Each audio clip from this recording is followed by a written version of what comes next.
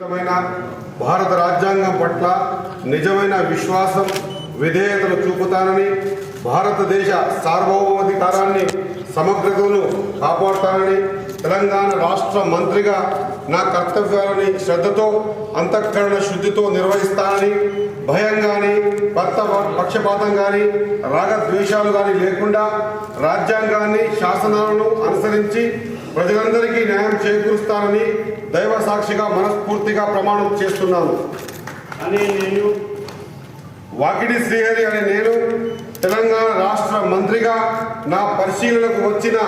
లేదా నాకు తెలియవచ్చిన ఏ విషయాన్ని నా కర్తవ్యాలను సక్రమంగా నిర్వహించేందుకు అవసరమైన మేరకు తప్ప ప్రత్యక్షంగా కానీ పరోక్షంగా కానీ ఏ వ్యక్తికి లేదా వ్యక్తులకు తెలియపరచనని లేదా వెల్లడించనని దైవ సాక్షిగా పవిత్ర హృదయంతో ప్రమాణం చేస్తున్నాను.